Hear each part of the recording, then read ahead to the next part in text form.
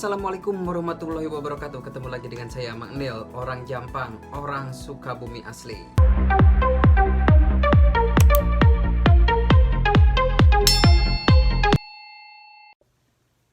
Oke, di video kali ini saya akan membahas tentang bagaimana sih caranya mendapatkan pekerjaan di Inggris. Tapi sebelumnya saya mau mengucapkan selamat Hari Raya Idul Fitri tahun 1441 Hijriah. Minal aizin wal faizin, mohon maaf lahir dan batin. Mohon maaf jika ada kata-kata dan komen saya di video-video saya yang kurang berkenan di hati Anda semuanya. Jadi mohon dimaafkan. Oke, ada dua macam visa yang bisa atau memperbolehkan kita bekerja selama kita di UK. Oke, salah satunya adalah yang pertama adalah dependent visa. Jadi dependent visa itu kita itu bergantung sama anggota keluarga kita yang berada di UK. Jadi anggota keluarga yang sudah tinggal di UK bisa memberikan jaminan untuk kita mendapatkan visa untuk kita pergi ke UK dan bekerja di UK. Dan untuk dia melamar atau mengajukan visa tersebut, si anggota keluarga yang di UK itu harus mempunyai jumlah uang tertentu di rekening bank mereka, dan juga mereka harus punya akomodasi. Mereka harus punya tempat tinggal yang bisa menampung si anggota keluarganya tersebut. Jadi, di sini intinya Home Office tidak mau anggota keluarga yang mau dibawa ke UK-nya itu terlantar gitu intinya ya.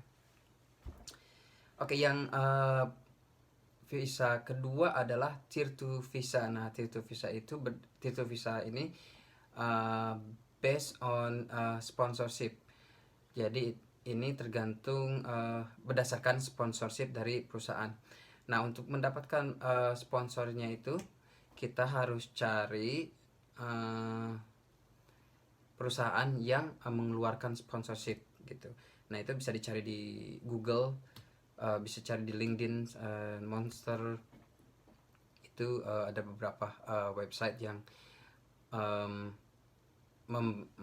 menunjukkan atau memberitahu perusahaan apa aja sih yang memberikan sponsorship.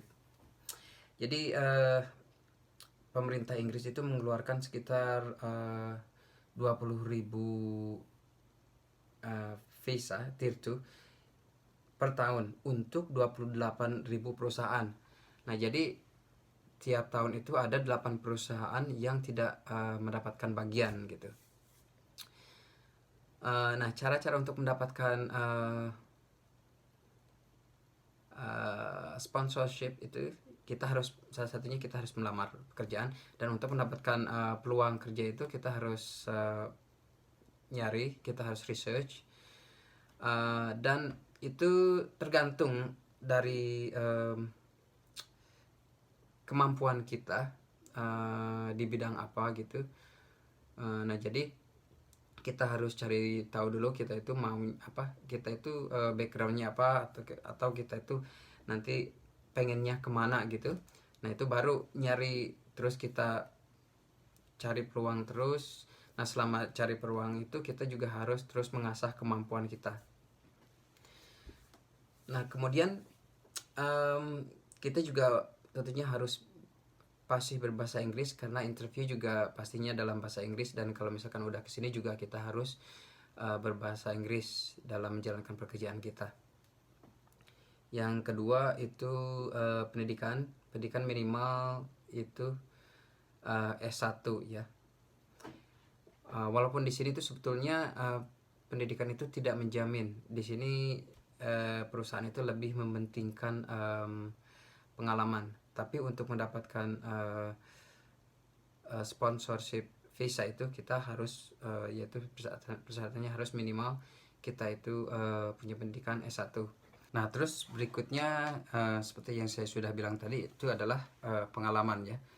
Itu pengalaman kita, itu entah itu magang ataupun internship gitu. Nah, itu perusahaan di sini sangat menghargai sekali, dan pengalaman kita itu diperhitungkan di sini. Nah, setelah kita melamar pekerjaan, pakai di salah satu perusahaan yang mengeluarkan sponsor. Nah, itu mereka memberikan reference number ke kita untuk dicantumkan di lamaran di Tier 2 visa kita itu. Nah, itu dalam bentuk digital, itu dalam bentuk number gitu. Nah, nanti pas mereka masukkan itu number, jadi mereka tahu perusahaan mana, gajinya berapa, itu mereka pasti tahu gitu loh.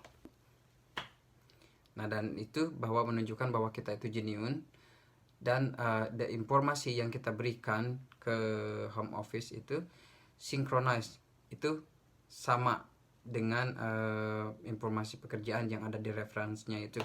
Nah, jadi jangan coba-coba untuk kalau misalkan kita harus benar-benar ngecek dulu informasi kerjaan kita itu, informasi kerjaan itu kita harus benar-benar cek, karena itu nanti mereka itu akan ngecek kebenaran kita itu dari nomor referan tersebut.